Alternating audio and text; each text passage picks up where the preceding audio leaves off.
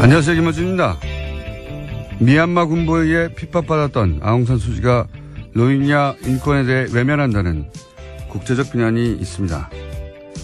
물론 인종 청소는 어떤 정치적 배경이 있다 한들 정당화될 수 없죠. 하지만 아웅산 수지에 대한 이 지적은 절반의 진실만 담고 있습니다. 미얀마는 60년 군사정권을 끝내고 민주정부가 들어선 지 2년이 채 안 되죠. 군부는 여전히 막강해서 단위 지자체와 의회 4분의 1 지명권을 가지고 있고 독자 정당도 구성합니다.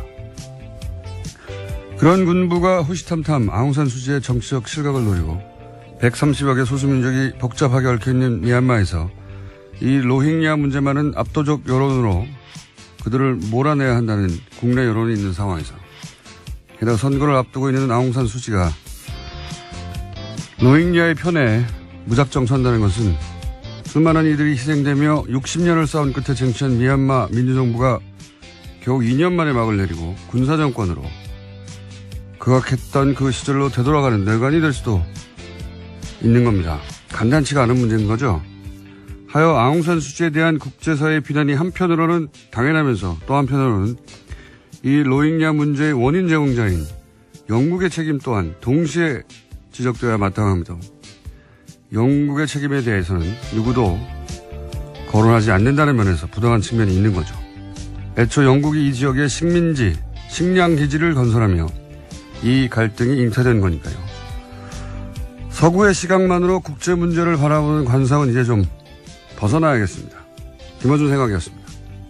로힝야 문제에 대해서는 사실 로힝자라고 현재에서는 합니다만 뉴스는 많은데 대부분 그 뉴스가 기본적으로 서구 언론들이거든요. 그 군부가 굉장히 막강하다고 해요. 여전히 그렇죠. 그래서 우리로 치면 국방부 정당이 있는 거예요.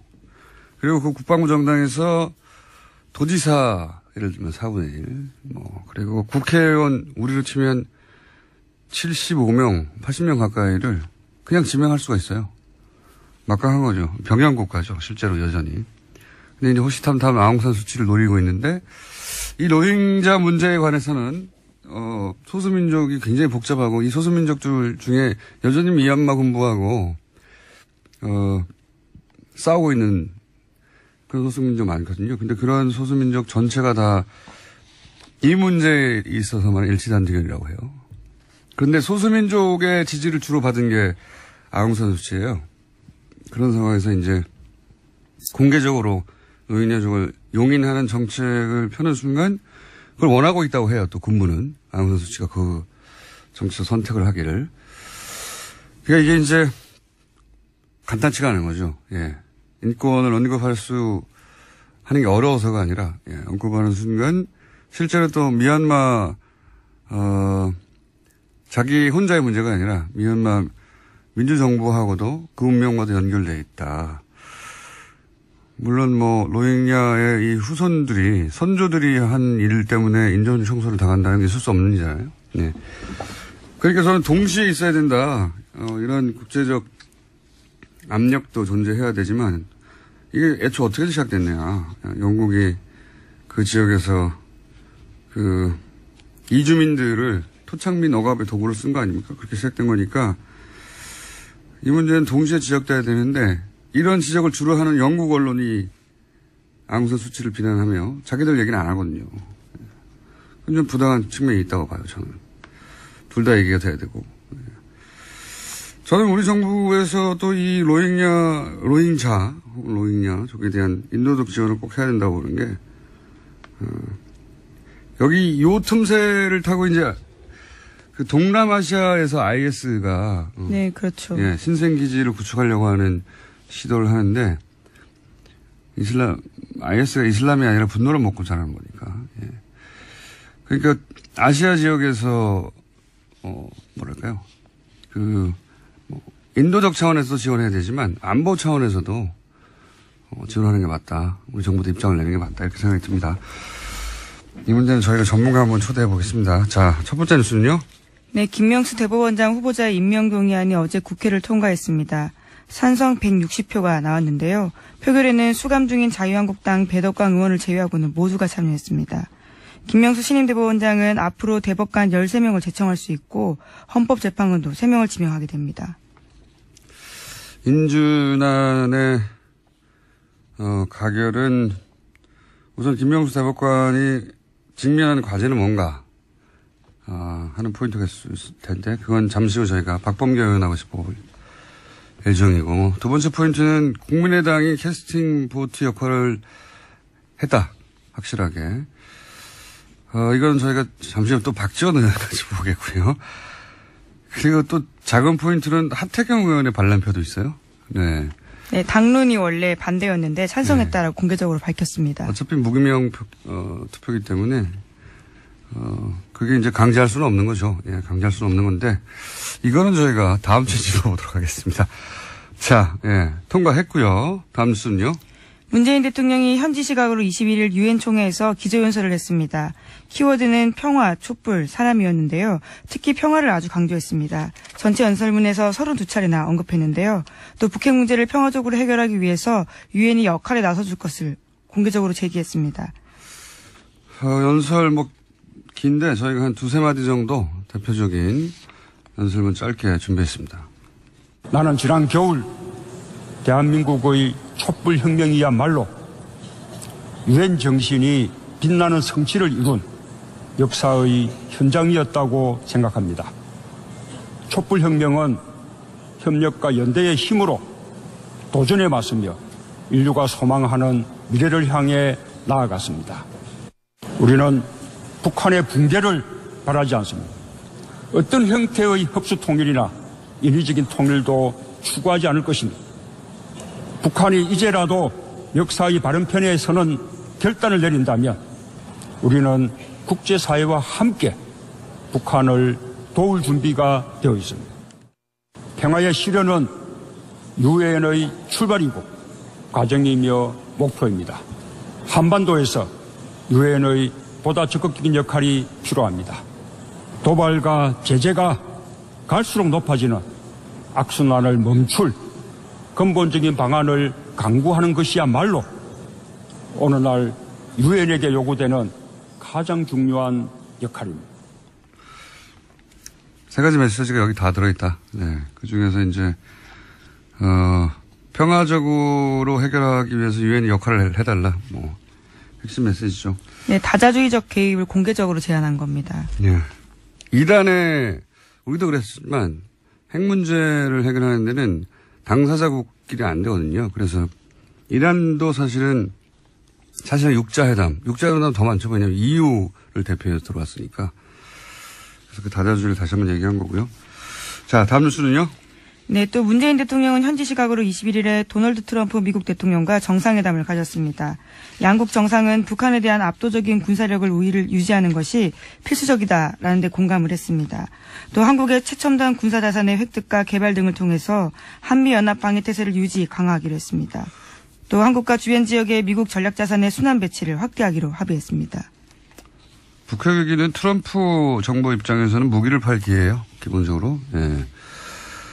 물론 북핵 문제는 그 자체로 실제하는 위기이긴 한데, 그 트럼프의 오바는 이 비즈니스 기회를 극대화하려고 하는 의도도 일부 있다라고 저는 봐야 한다고 봅니다. 실제로 합의되지 않은 이야기들에 대해서 공개하게 됐었습니다. 무기 얘기 많이 했죠. 예. 예. 거꾸로 우리한테 그동안 이제 미국이 팔지 않았던 무기를 팔라고 요구할 수 있는 기회이기도 해서, 예. 수지타산은 나중에 맞춰봐야 되겠지만 양국이 그런 계산에 있는 거죠. 예. 그런 얘기입니다. 다음 뉴스는요. 네, 국정원 관련된 뉴스 계속 전해드리겠습니다. 지난 2008년 광우병 반대 촛불 집회에 방송인 김재동 씨와 가수 윤도현 씨가 참가한 바가 있는데 두 사람의 소속사였던 다음 기획이 2009년과 2011년 세무조사를 받았다고 합니다. 그 배경에는 국정원이 있었다라는 SBS 보도가 나왔습니다. 안홍원 총장이 항상 얘기하는 정치적 세무조사. 구체적 사례. 표적 조사한 거죠. 예, 예. 구체적 사례인 건데, 국정원 직원이 가서 했다는 거 아니에요? 국정원 직원이 가가지고, 국세청 조사국장을 만나서 네. 조사를 해달라라고 요구했다라는 겁니다. 그와 관련된 보고서가 이번에 나온 거고요. 그러니까요. 그냥 막연히 그렇겠거니가 아니라 국정원 주정이 직접 가서 여기 하라고 하는 물증이 나온 거고요. 심지어 2011년에 하라고 이야기했더니 이미 2009년에 나서서 표적조사 했다라고 국세청에서 밝혔다고 합니다. 이건 또 청와대에서 직접 했을 수도 있겠죠.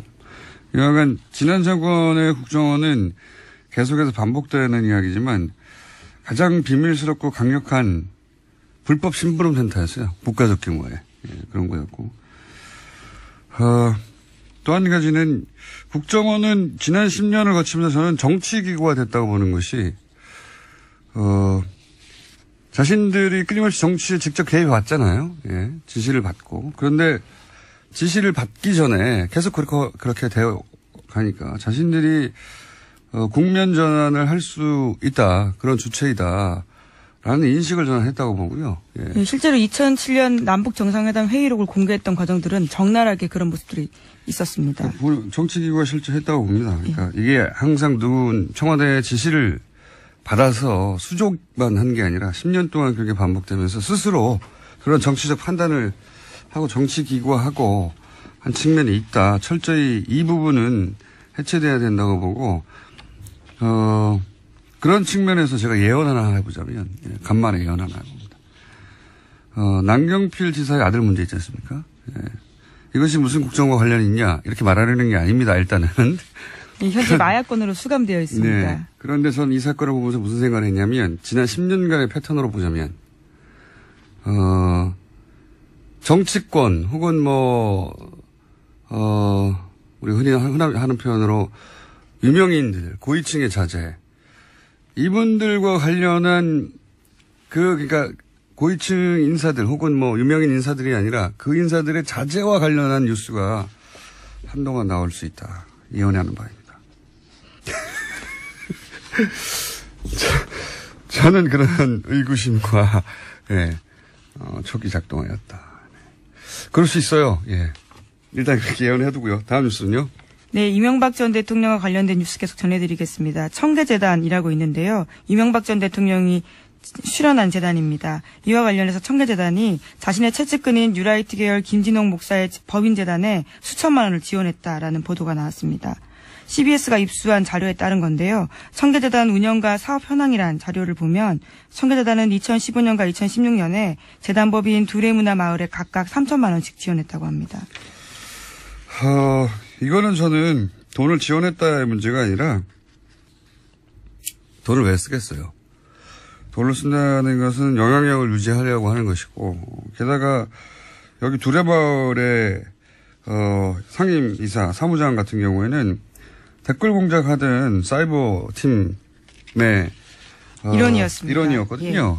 저는 우선은 국정원과의 커넥션, 이명박 전 대통령과 혹은 청계재단과 국정원과의 커넥션. 또 하나는 이명박 전 대통령이 이게 지금 작년까지 있었던 일이거든요. 작년. 퇴임 이후에도 지속적으로 자신의 정치적 영향력을 유지하는 여러 가지 방안들을 썼고 정치에 개입하고자 했고 그런 정황의 일부, 극일부로 저는 보여집니다. 이 사안은 그래서 저는 점점 더 많은 뉴스가 나올 수 있다.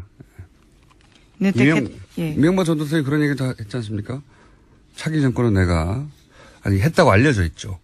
본인이 확인해 준 바가 없기 때문에 다음 정권은 내가 만들겠다 이런 이야기.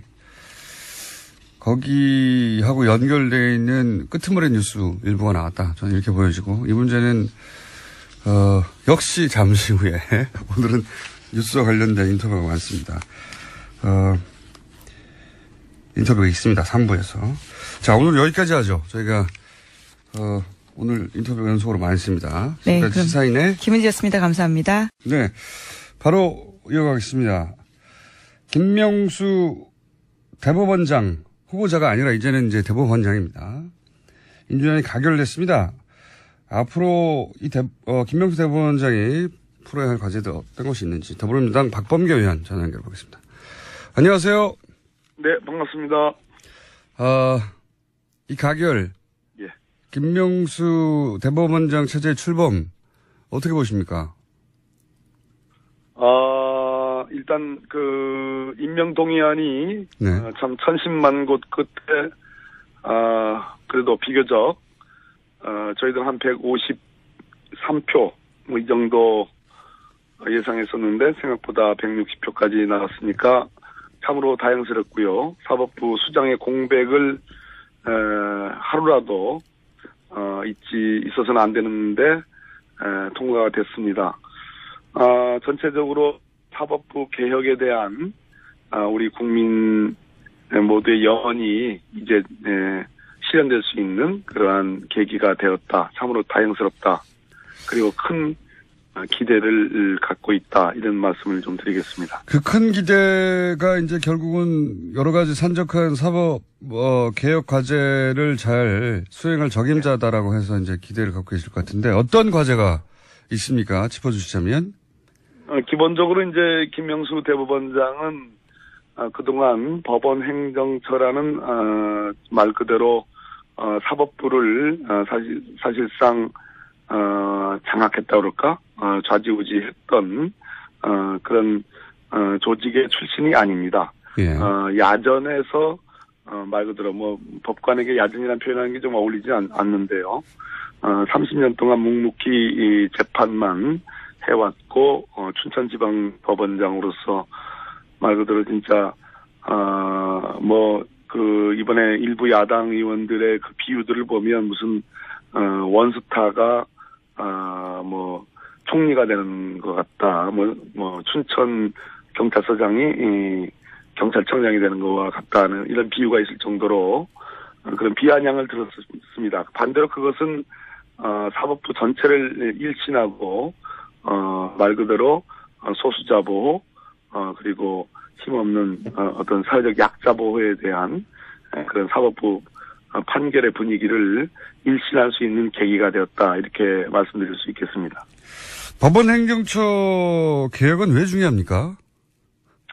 법원 행정처는 뭐 필요한 조직입니다. 그러니까 전체적으로 3천여 명의 판사들 그리고 뭐 참 많은 어떤 그 구성원을 갖고 있는 사법부에서 여러 가지 행정적인 측면에 뭐 일사불란함 그리고 상당한 효율성을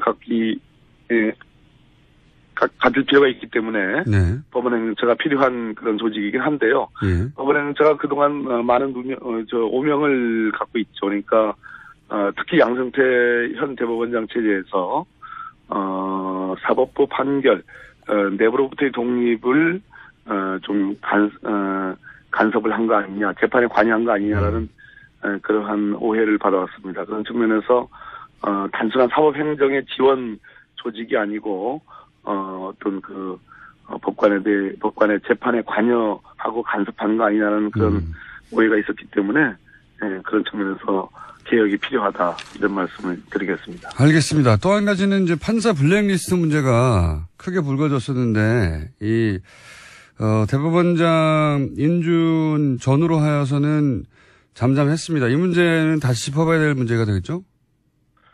지금 이제 전국 법관 회의에서 예. 판사 블랙리스트 문제를 공식적으로 제기를 했고 김명수 이제 신임 대법원장이 인사청문회에서 그 문제를 다시 살펴보겠다고 했습니다.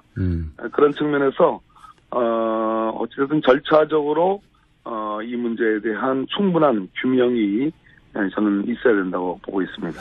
이게 뭐랄까요? 법적 처벌까지도 갈 수 있는 사안이라고 보십니까? 만약에 실제로 누군가가 판사들의 성향을 기록한 블랙리스트를 만들어서 그걸 활용했었다면? 박근혜 정부의 블랙리스트와 관련해서 지금 1심 판결이 났죠. 네. 실제로 실형이 나왔고 김기춘 전 비서실장이 실형이 나왔습니다. 같은 그 선상에서 보면 되겠습니다. 만약에 알겠습니다. 진상규명이 문제인데요. 만약에 예. 그게 사실이라면 그것은 형사적인 사법 처리의 대상이 되겠습니다. 알겠습니다. 그리고 전국 법관회의가 상설화돼야 된다는 얘기도 있던데 이건 왜 중요합니까? 뭐 지금 김명수 대법원장의 이제 전임이라 할 수 있는 네. 그 양승태 대법원장조차도 전국 법관회의 상설화를 수용하겠다고 얘기를 했습니다. 무슨 얘기인가 하니 사법부는 개개의 판사들이 네. 헌법과 법률에 따라 헌법과 법률 및 양심에 따라 독립하여 심판한다는 헌법 규정이 있습니다. 그것은 판사의 독립성, 사법부의 독립성을 강조한 건데요. 그런 측면에서 판사들이 또 외부로부터의 독립은 물론이지만 대법원장을 포함해서 상급 기관 또는 또 법원장으로부터의 독립, 내부로부터의 독립도 중요하기 때문에 그러한 것들이 보장이 되려면 개개의 이 평판사들의 어떤 전체적인 회의체, 그런 어떤 의지를 모아나가는 그러한 구심이 필요하다는 측면에서 법관회의가 의미가 있다고 보겠습니다. 그러니까 사법부의 그러니까 법원행정처의 개혁이나 전국 법관회의 상사라 모두 사법부의 독립을 위한 어떤 계획 조치군요. 그렇습니다. 네. 예, 맞습니다. 알겠습니다. 그리고 한 가지 더 여쭤보자면 대법관 수를 늘려야 한다는 이야기도 있는데 대법관 수를 왜 늘려야 되는 거죠? 지금 이제 14분의 대법관이 계시거든요. 예. 이제 법원 행정처장은 사법행정만 하기 때문에 대법원 판결에 관여하지 않습니다. 그래서 14분의 대법관 중에 13분의 대법관만 이제 재판에 관여하는데요.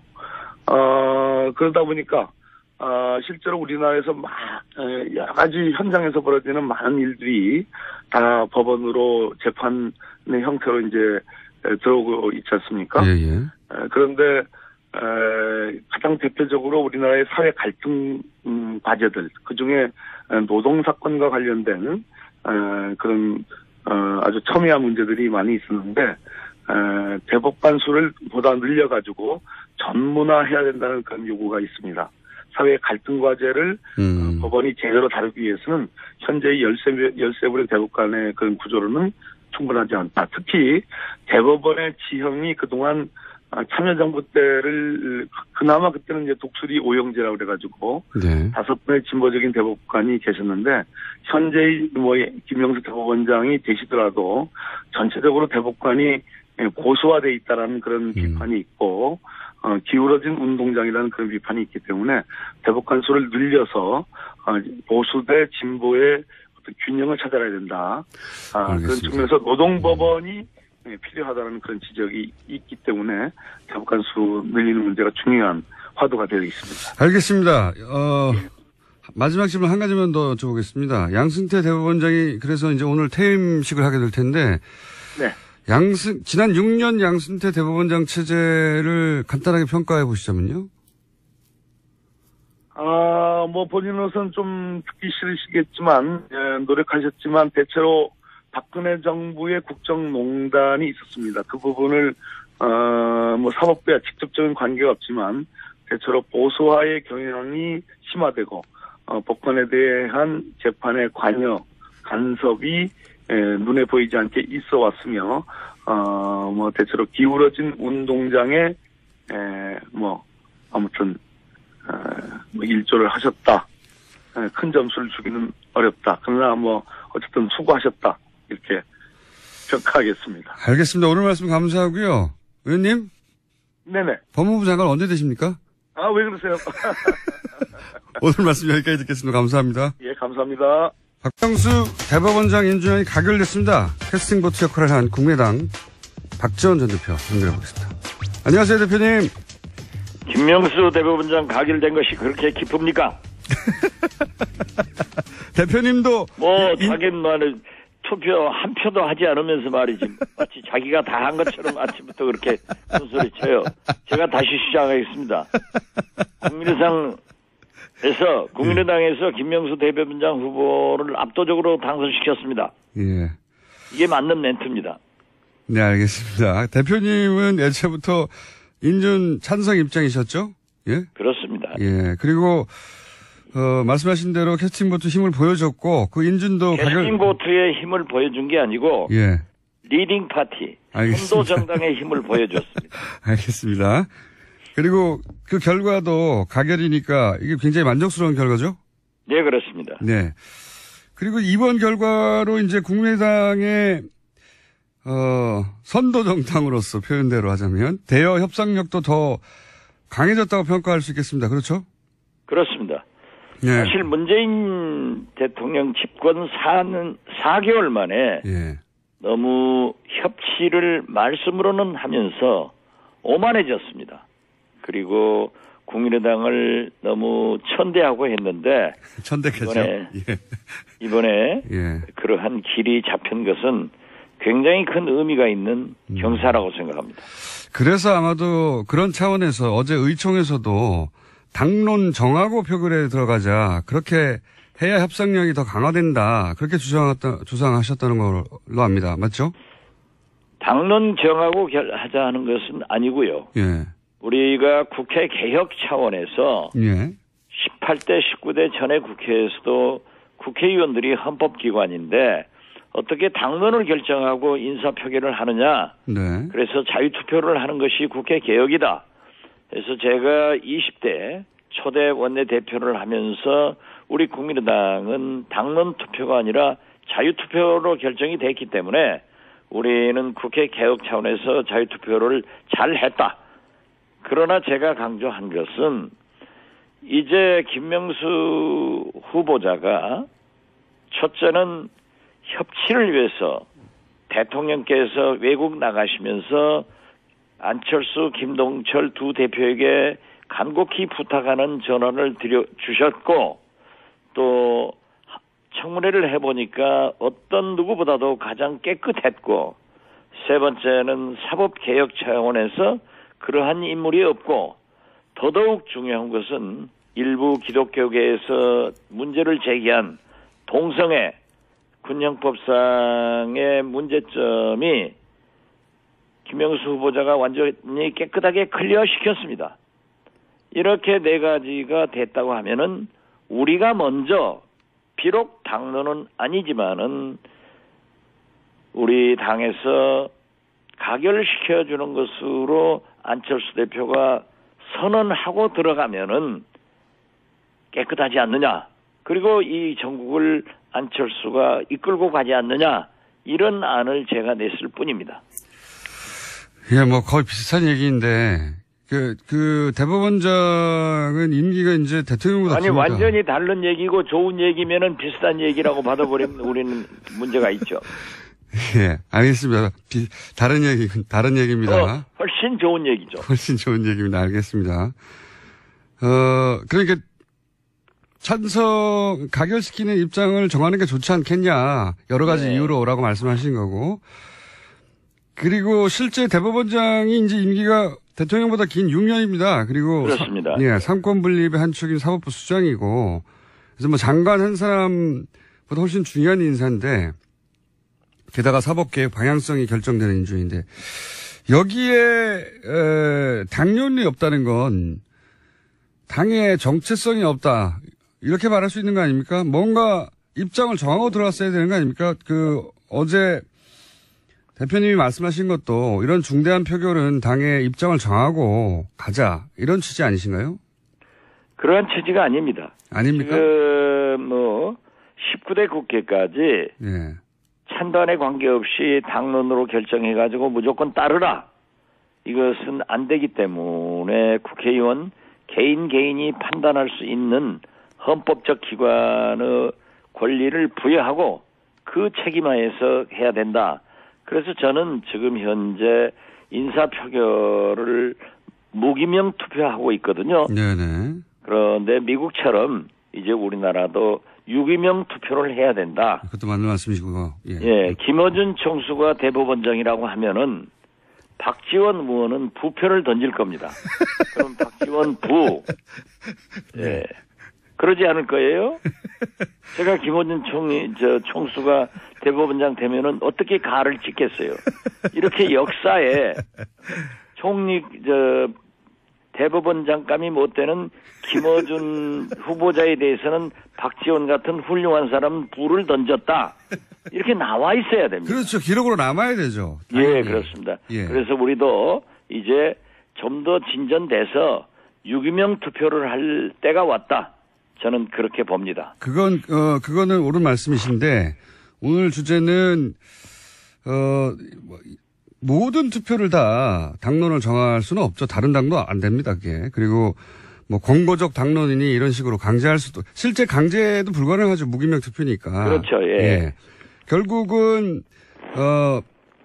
누가 어떻게 찍었는지 알 수 없는 무기명 투표라 당론을 정하든 권고적 당론이든 상관없이 다 각자 개인이 최종적으로 판단하는 것인데, 그런데 이제 어제처럼 중대한 판결 경우에는, 표결 같은 경우에는 그냥 자율투표하라는 게 이게 당의 민주적이라서 그런 게 아니고 그건 변명이고 실제로는 안철수 대표가 굳이 당론을 어떻게든 정하지 않으려고 해서 안 된 거 아닙니까? 그것은 거듭 말씀드리지만 우리가 20대 국회에서 네. 국민과 언론과 국회의원 스스로 개혁 차원에서 당론 표결을 하지 않고 자유투표를 하겠다. 이렇게 결정됐기 때문에 저는 그런 말씀을 드린 거예요.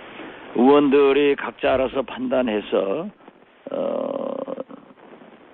자율투표를 하지만은 당대표인 나로서는 김명수 후보자가 우선 대통령께서 간곡히 부탁도 하고 협치를 하겠다고 하는 약속, 네네. 또 청문회 과정에 너무나 깨끗하신 분이라는 것, 또 최고의 개혁이 필요한 사법개혁을 가장 잘할 수 있는 분, 또 한 가지 문제가 되었던 기독교계에서의 동성연애, 동성혼, 학문교배 이런 것들을 완전히 하지 않겠다고 서면으로 냈다고 하면은 나는 당대표인 나 안철수는 찬성표를 찍었으면 좋겠다.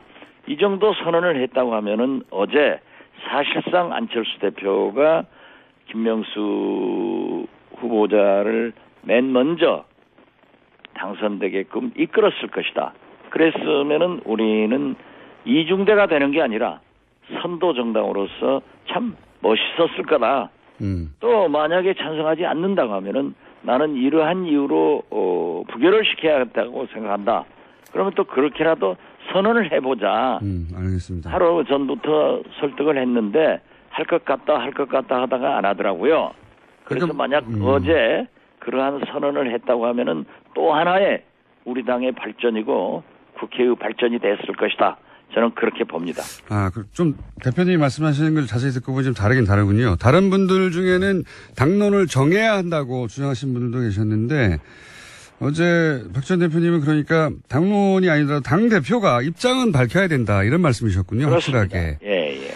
근데 이제 끝까지 밝히지 않았는데 그것은 안철수 대표가 애초 사실상 부결시키는 걸 염두에 뒀기 때문 아닙니까? 부결시키고 싶은데 그래서 문재인 정부에 타격을 주고 싶은데 부결됐을 때 후폭풍은 또 책임을 지기 싫으니까 그 책임을 의원 개개인에게 떠넘긴 거 이런 거 아닙니까? 우리 김어준 총수는 다 좋은데요. 네. 특히 저에게는 참 잘해주는데 우리 안철수 대표에게는 가급적 상처를 내려고 노력하고 있기 때문에 제가 거기다 소금 뿌릴 수는 없잖아요. 아니 그러니까 그런데 이해하기는 잘 하시네요. 이해하기는 잘 하시네요. 그러니까 부결 왜냐하면 이런 말을 했거든요. 안철수 대표가 의총에서 보도된 바에 따르면 정치 권력으로부터 사법부를 보호하고 그리고 수호할 인물인가 따져라 했는데 정치 권력이라는 게 지금 청와대를 뜻하는 거고 정치 권력으로부터 보호하라고 했으니까 청와대가 임명한 인물이니까 싫다는 거 아닙니까? 청와대하고는 떨어져서 판단하라. 그러나 지금 현실적으로 대법원장은 우리 헌법에 의거해서 네. 청와대에서 임명하게 돼 있습니다. 그렇죠. 근데 제 말은 뭐냐면 초법적으로 예. 얘기할 수는 없는 거고 안철수 대표가 찬성을 했는지 반대를 했는지 그러한 것은 직접적으로 표시를 하지 않고 자기 측근 몇 사람들과 그런 얘기를 나누었다고 하니까 네. 저는 잘 모르는 일은 우리 김총수처럼 아는 척하고 말하지 않습니다. 만약에 안철수 대표가 가결을 실제로 원했다면 대표님이 그렇게까지 말하고 또 뭐 정동영 의원이나 다른 의원들도 정동영, 천정배 네. 얘기를 했죠. 많은 분들이 당론을 정하자. 예. 당대표가 의견이 없는 게 어떻게 당대표냐. 그러니까요. 지도자라고 하면은 의견을 제시하는 거다. 그렇죠. 이런 얘기까지 했었지만은 또 안철수 대표로서는 지금까지 관례상 또 당을 여러 의견이 있기 때문에 좀 중립적으로 끌고 가기 위해서 그런 판단을 했을 수 있기 때문에 문제는 그렇습니다. 인준이 됐으면 된 걸로 끝나야지. 그 자꾸 그렇게 김총수처럼 뭘 좀 꼽아내서 안철수를 좀 어디 코너에 몰아볼까. 그걸 김총수의 그 심보를 저는 싫어한다 이겁니다. 심보를. 예. 저는 모두에게 그렇게 굴고 있습니다. 그런 심보로. 근데 이런 말은 제가 한 게 아니고 어제 의총에서도 나왔지 않습니까? 의총에서도, 가결한다면 뭐 당연히 가결을 얘기하고 부결이 맞다고 판단하면 당대표가 본인이 그렇게 선언하고 당론을 그렇게 정하자고 의총에서 주장했어야 하는 거 아니냐. 이건 제가 한 말이 아니라 대표님도 말씀하시고 의총에서 정동영 의원이나 천정배 의원이 하신 말씀입니다. 제가 새로 만드는 말이 아니에요. 그리고 뉴스공장의 성공을 위해서는요. 네. 남의원총의 일을 너무 많이 알아도 안 좋아요. 그냥 넘어가세요. 이거는 당을 대표하는 정치인으로 이거 좀 비겁한 태도 아닙니까? 제가 비겁한 태도가 아니라 예. 활발한 토론을 해가지고 예. 거기에서 보편 타당성한 결론을 내리면은 그대로 승복해서 가는 거죠. 안철수 대표만 하더라도 전당대회 때 네 사람이 싸워서 치열한 경쟁해서 네. 1등 나니까 승복하고 지금 당 대표니까 협력해서 나가고 있는 것 아니에요. 그런다고 또 의견은 자유롭게 제시하고. 안철수 대표 보호막 역할을 지난 대선에서 해주셨고 또 국민의당으로서는 안철수 대표가 중요한 자산이기 때문에 가능하면 대표를 변호해 오셨죠. 그리고 앞으로. 네, 그렇습니다. 지금도 예. 하고 있습니다. 그러니까 그 역할을 지금 하고 계신 건데. 근데 앞으로도 인준을 이런 식으로 계속 처리합니까? 그거는 지속적으로 이런 얘기를 들을 것 같은데 그게 국민의당에도 도움이 안 될 것 같은데요? 저는 늘 그렇게 하고 있습니다. 왜냐하면 당대표는 안철수 대표이기 때문에 저를 필두로 해서 천정배, 정동영, 우리 중진들이 다 열심히 도와주고 있습니다. 그렇기 때문에 어떠한 정책이나 인사, 이러한 결정에 대해서는 국민 속으로 들어가서 국민이 어떻게 생각하는가, 또 언론에서도 어떻게 생각하는가를 캐치해서 당에서 논의해가지고 결정을 빨리 가져야 됩니다. 우리는 비교적 가벼운 당 아니겠어요? 40명밖에 없으니까. 그래서 그러한 논의를 해가지고 우리 국민의당은 김어준 총수가 총리로 적임자다. 이렇게 결론을 내리든지 김어준 총수는 도저히 총리 적임자가 아니기 때문에 TBS 라디오에서 뉴스공장 진행자도 부적격자다. 이렇게 내려가지고 제시를 하겠어요. 예, 앞으로 그러면은 선도 정당이 되는 거예요. 예, 그런데 그걸 안철수 대표가 안 하시는 거 아닙니까? 그렇게 얘기해도. 제가 지금까지 저와 함께 할 때는 해왔는데, 예. 이번 한 두세 차례 그렇게 안 되니까, 예. 우리가 나중에 결정하니까 민주당 편을 들어주면 민주당 이중대, 한국당 편을 들어주면 한국당 이중대. 이래서 존재감을 상실했는데, 앞으로는 이렇게 선도 정당으로서의 역할을 해 나가는데 예. 총력을 경주하겠습니다. 그러니까 그러시자면 오늘 인터뷰도 사실은 이제 안철수 대표의 모호한 태도로 한 피해를 최소화시켜 보려고 직접 나서신 거지 않습니까? 그러니까 이 정도에서는 공개적으로 안철수 대표에게 한마디 하실 타이밍이 아니냐 이런. 오늘 인터뷰는 제가 원한 게 아니고 네. 우리 김총수께서 뉴스공장에 나와가지고 안철수 잘못한 것을 좀 얘기해봐라 이런 의도로 요청을 했지만 제가 아무리 생각을 해봐도 안철수 잘못한 것이 겨우 그거예요. 예, 알겠습니다. 그럼 앞으로도 그러면 계속해서 헌재소장이나 감사원장 인준도 당론 없이 모호한 태도로 자율에 맡긴다 이렇게 가는 건 아니죠? 모호한 태도가 아닙니다. 예. 자율투표로 맡기지만은 그 토론의 결과를 가지고 당대표가 의사를 표시하는 그러한 맨 먼저 네. 표시하는 방법으로 나가게 될 겁니다. 알겠습니다. 솔직히 말씀드려서요. 예.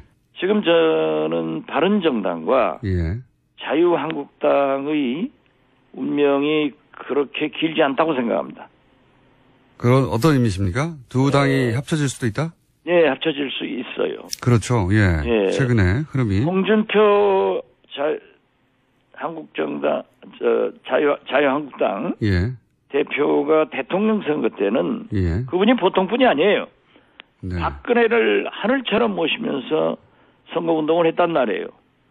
낙선하고 나서는 박근혜의 한계를 보고 또 사법부의 진행 상황을 보고 이제 10월 달에 선고를 하면은 친박 두목인 서청원, 최경환 이 두 사람을 출당시켜서 박근혜와 선을 그어주겠다라고 하는 것은 한국당에서 나간 바른정당의 일부 인사들이 다시 돌아오게끔 만들고 있거든요. 흡수통합하겠다는 것 같습니다. 그렇습니다. 그럴 가능성이 꽤 보이죠. 그런 조건으로 예. 서청원, 최경환 이 두 분을 출당 조치하겠다. 박근혜와 함께. 그런데 자유한국당의 서청원, 최경환 의원과 가까운 분들이 있어요. 그러면 그분들이 함께 나갈 수 있느냐? 저는 못 나간다고 봅니다. 그리고 이 바른정당에서도 자강파와 네. 통합파가 있거든요. 네네. 그 통합파는 자유한국당하고 들어오고 자강파는 소수정당으로 전락하는 거예요. 원내교섭단체가 안 돼요. 그런 가능성이 굉장히 높아지고 있다. 이렇게 보시는군요. 저는 필연적으로 온다고 봅니다. 알겠습니다. 한 가지만 더 여쭤보겠습니다. 안철수 대표 얘기 한 가지 더 여쭤보기 전에 넘어가서 최근에 이제 전국 돌면서 민심 투어하고 계신데 지역 홀대론 얘기가 자꾸 나와서요. 호남은 물론 가는 곳마다 호남에서는 호남홀대, 대구에서는 대구가 버림받았다, 충북에 가서는 충북소외. 이 지역 홀대론을 보면 안철수 대표의 대선은 아직도 끝나지 않은 것 같은 느낌을 갖는데 이게 국민의당에 도움이 됩니까? 도움이 됩니다. 어떻게 도움이 됩니까? 왜냐하면요. 네. 예를 들면은 KTX 호남선을 타시면은 네. 정읍에서 광주 송정역까지 예. 50km입니다. 제대로 된 KTX니까 17분이 걸려요. 예. 그러나 송정역에서 목포역까지는 공사가 안 되고 옛날 기찻길로 다니니까 예. 40분이 걸립니다. 그러기 위해서 거기까지 KTX화 하기 위해서 3천억 예산을 신청했는데 154억이 나왔습니다. 네네. 이게 홀대 아닙니까? 자. 아울러서. 예. 제가 드리고 싶은 말씀은 이겁니다. 대구 지역은요. 예. 세 곳이 누구도 신청하지 않은 SOC 예산이 3,053억이 나왔습니다. 이게 귀신이 갖다 놓은 거예요. 대표님. 호남의 때문에 SOC 예산이 삭감됐다. 여기까지는 할 수 있는 말이고, 그것도. 말씀 들어보세요. 예, 민주당에서 전체적으로 그러니까 제 말씀 들어보세요. 예, 일단 말씀하십시오. 민주당은. 예. 아니다. 예. 전국 어디도 다 똑같다. 예. 그러면은, 삼성에서 1,500억 빼는 것이 영향이 있겠습니까? 호남에 있는 구멍가게에서 1,500억 빼면 영향이 있겠습니까? 호남은 특히 SOC가 부실하기 때문에 더더욱 큰 피해를 받는다. 예. 더 필요한 것은 호남과 충북, 경북 여기에는 농업입니다. 농업 예산이 작년 때보다도 0.04% 줄었습니다. 대표님. 그리고 시간이 다 돼가지고요. 산업 예산이 줄었습니다. 알겠습니다. 예산 줄었다는 얘기는 알겠고요. 제가 드리고 싶은 거는 민주당에서는 전체적으로 복지 예산을 높이는 정책 방향 때문에 그런 거다. 이렇게 얘기하는데 그 사실관계는 여당과 싸우시고 제가 질문을 드리고 싶은 건 뭐냐면 지역마다 이렇게 홀더를 얘기하는데 이게 정부의 반감을 이런 식으로 이제 지역적으로 전체로 만들어내려고 하는 게 이 전략이 국민의당에 도움이 됩니까? 이런 질문입니다. 도움이 되건 안 되건이 문제가 아니라 예. 그 지역에 SOC가 없으면 그 지역은 영원히 낙후합니다. 그 전략이 도움이 안 되는 것 같아요. 지금 최근에 국민의당 지지를 보면. 그렇지 않습니다. 지금은 우리 야당의 지지도가 안 오르는 것은 문재인 대통령이 너무 잘하니까 하는 거예요. 여기까지 하겠습니다. 박주제 지적돼야 되는데 이런 지적을 주로 하는 영국 언론이 아웅산 수치를 비난하며 자기들 얘기는 안 하거든요. 좀 부당한 측면이 있다고 봐요, 저는. 둘 다 얘기가 돼야 되고. 저는 우리 정부에서도 이 로힝자 쪽에 대한 인도적 지원을 꼭 해야 된다고 보는 게, 여기 요 틈새를 타고 이제 그 동남아시아에서 IS가. 네, 그렇죠. 예, 신생기지를 구축하려고 하는 시도를 하는데, IS가 이슬람이 아니라 분노를 먹고 자라는 거니까. 예. 그러니까 아시아 지역에서 뭐랄까요, 인도적 차원에서 지원해야 되지만 안보 차원에서도 지원하는 게 맞다. 우리 정부도 입장을 내는 게 맞다. 이렇게 생각이 듭니다. 이 문제는 저희가 전문가 한번 초대해 보겠습니다. 자, 첫 번째 뉴스는요. 네, 김명수 대법원장 후보자 임명 동의안이 어제 국회를 통과했습니다. 찬성 160표가 나왔는데요. 표결에는 수감 중인 자유한국당 배덕광 의원을 제외하고는 모두가 참여했습니다. 김명수 신임 대법원장은 앞으로 대법관 13명을 제청할 수 있고 헌법재판관도 3명을 지명하게 됩니다. 인준안의 가결은 우선 김명수 대법관이 직면하는 과제는 뭔가 하는 포인트가 있을 텐데 그건 잠시 후 저희가 박범계 의원하고 짚어볼 예정이고, 두 번째 포인트는 국민의당이 캐스팅 보트 역할을 했다. 확실하게. 이건 저희가 잠시 후 또 박지원 의원까지 보겠고요. 그리고 또 작은 포인트는 하태경 의원의 반란표도 있어요. 네. 네, 당론이 원래 반대였는데 찬성했다라고 네. 공개적으로 밝혔습니다. 어차피 무기명 투표이기 때문에 그게 이제 강제할 수는 없는 거죠. 예, 강제할 수는 없는 건데 이거는 저희가 그 뉴스가 기본적으로 서구 언론들이거든요. 예. 군부가 굉장히 막강하다고 해요. 여전히 그렇죠. 예, 그래서 우리로 치면 국방부 정당이 있는 거예요. 그리고 그 국방부 정당에서 도지사, 예를 들면 4분의 1, 그리고 국회의원, 우리로 치면 75명, 80명 가까이를 그냥 지명할 수가 있어요. 막강한 거죠. 병영국가죠. 실제로 여전히. 근데 이제 호시탐탐 아웅산 수치를 노리고 있는데, 이 로힝자 문제에 관해서는, 소수민족이 굉장히 복잡하고, 이 소수민족들 중에 여전히 미얀마 군부하고, 싸우고 있는 그런 소수민족 많거든요. 근데 그런 소수민족 전체가 다 이 문제에 있어서만 일치단결이라고 해요. 그런데 소수민족의 지지를 주로 받은 게 아웅산 수치예요.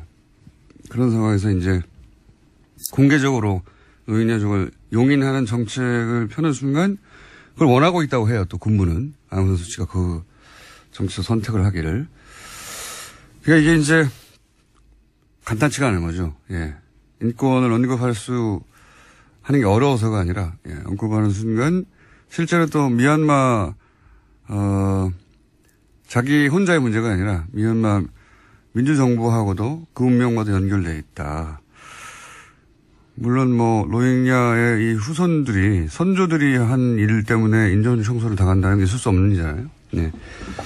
그러니까 저는 동시에 있어야 된다. 이런 국제적 압력도 존재해야 되지만 이게 애초 어떻게 시작됐냐. 영국이 그 지역에서 그 이주민들을 토착민 억압의 도구로 쓴 거 아닙니까? 그렇게 시작된 거니까 이 문제는 동시에. 안녕하세요, 김어준입니다. 미얀마 군부에 의해 핍박받았던 아웅산 수치가 로힝야 인권에 대해 외면한다는 국제적 비난이 있습니다. 물론 인종 청소는 어떤 정치적 배경이 있다 한들 정당화될 수 없죠. 하지만 아웅산 수치에 대한 이 지적은 절반의 진실만 담고 있습니다. 미얀마는 60년 군사정권을 끝내고 민주정부가 들어선 지 2년이 채 안 되죠. 군부는 여전히 막강해서 단위 지자체와 의회 4분의 1 지명권을 가지고 있고 독자 정당도 구성합니다. 그런 군부가 호시탐탐 아웅산 수치의 정치적 실각을 노리고 130여 개 소수민족이 복잡하게 얽혀있는 미얀마에서 이 로힝야 문제만은 압도적 여론으로 그들을 몰아내야 한다는 국내 여론이 있는 상황에서 게다가 선거를 앞두고 있는 아웅산 수치가 로힝야의 편에 무작정 선다는 것은 수많은 이들이 희생되며 60년을 싸운 끝에 쟁취한 미얀마 민주정부가 겨우 2년 만에 막을 내리고 군사정권으로 극악했던 그 시절로 되돌아가는 뇌관이 될 수도 있는 겁니다. 간단치가 않은 문제인 거죠. 하여 아웅산 수치에 대한 국제사회의 비난이 한편으로는 당연하면서 또 한편으로는 이 로힝야 문제의 원인 제공자인 영국의 책임 또한 동시에 지적되어야 마땅합니다. 영국의 책임에 대해서는 누구도 거론하지 않는다는 면에서 부당한 측면이 있는 거죠. 애초 영국이 이 지역에 식민지, 식량기지를 건설하며 이 갈등이 잉태된 거니까요. 서구의 시각만으로 국제 문제를 바라보는 관상은 이제 좀 벗어나야겠습니다. 김어준 생각이었습니다. 로힝야 문제에 대해서는 사실 로힝자라고 현재에서는 합니다만 뉴스는 많은데 대부분 다음 주에 짚어보도록 하겠습니다. 자, 통과했고요. 다음 뉴스는요. 문재인 대통령이 현지 시각으로 21일 유엔 총회에서 기조연설을 했습니다. 키워드는 평화, 촛불, 사람이었는데요. 특히 평화를 아주 강조했습니다. 전체 연설문에서 32차례나 언급했는데요. 또 북핵 문제를 평화적으로 해결하기 위해서 유엔이 역할에 나서줄 것을 공개적으로 제기했습니다. 연설 긴데 저희가 한 두세 마디 정도 대표적인 연설문 짧게 준비했습니다. 나는 지난 겨울 대한민국의 촛불혁명이야말로 유엔 정신이 빛나는 성취를 이룬 역사의 현장이었다고 생각합니다. 촛불혁명은 협력과 연대의 힘으로 도전에 맞서며 인류가 소망하는 미래를 향해 나아갔습니다. 우리는 북한의 붕괴를 바라지 않습니다. 어떤 형태의 흡수 통일이나 인위적인 통일도 추구하지 않을 것입니다. 북한이 이제라도 역사의 바른 편에 서는 결단을 내린다면 우리는 국제사회와 함께 북한을 도울 준비가 되어 있습니다. 평화의 실현은 유엔의 출발이고 과정이며 목표입니다. 한반도에서 유엔의 보다 적극적인 역할이 필요합니다. 도발과 제재가 갈수록 높아지는 악순환을 멈출 근본적인 방안을 강구하는 것이야말로 오늘날 유엔에게 요구되는 가장 중요한 역할입니다. 세 가지 메시지가 여기 다 들어있다. 그 중에서 이제 평화적으로 해결하기 위해서 유엔이 역할을 해달라. 핵심 메시지죠. 네, 다자주의적 개입을 공개적으로 제안한 겁니다. 이단에 우리도 그랬지만 핵 문제를 해결하는 데는 당사자국끼리 안 되거든요. 그래서 이란도 사실은 육자회담 더 많죠. 왜냐하면 EU를 대표해서 들어왔으니까. 그래서 그 다자주의를 다시 한번 얘기한 거고요. 자, 다음 뉴스는요. 네, 또 문재인 대통령은 현지 시각으로 21일에 도널드 트럼프 미국 대통령과 정상회담을 가졌습니다. 양국 정상은 북한에 대한 압도적인 군사력을 우위를 유지하는 것이 필수적이다라는 데 공감을 했습니다. 또 한국의 최첨단 군사자산의 획득과 개발 등을 통해서 한미연합 방위태세를 유지 강화하기로 했습니다. 또 한국과 주변 지역의 미국 전략자산의 순환 배치를 확대하기로 합의했습니다. 북핵 위기는 트럼프 정부 입장에서는 무기를 팔 기회예요. 기본적으로. 물론 북핵 문제는 그 자체로 실제하는 위기이긴 한데 그 트럼프의 오바는 이 비즈니스 기회를 극대화하려고 하는 의도도 일부 있다라고 저는 봐야 한다고 봅니다. 실제로 합의되지 않은 이야기들에 대해서 공개하게 됐었습니다. 무기 얘기 많이 했죠. 거꾸로 우리한테 그동안 이제 미국이 팔지 않았던 무기를 팔라고 요구할 수 있는 기회이기도 해서 수지타산은 나중에 맞춰봐야 되겠지만 양국이 그런 계산에 있는 거죠. 그런 얘기입니다.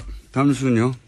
네, 국정원 관련된 뉴스 계속 전해드리겠습니다. 지난 2008년 광우병 반대 촛불 집회에 방송인 김재동 씨와 가수 윤도현 씨가 참가한 바가 있는데 두 사람의 소속사였던 다음 기획이 2009년과 2011년 세무조사를 받았다고 합니다. 그 배경에는 국정원이 있었다라는 SBS 보도가 나왔습니다. 안홍원 총장이 항상 얘기하는 정치적 세무조사. 구체적 사례. 표적 조사한 거죠. 구체적 사례인 건데. 국정원 직원이 가서 했다는 거 아니에요? 국정원 직원이 가가지고, 국세청 조사국장을 만나서 조사를 해달라고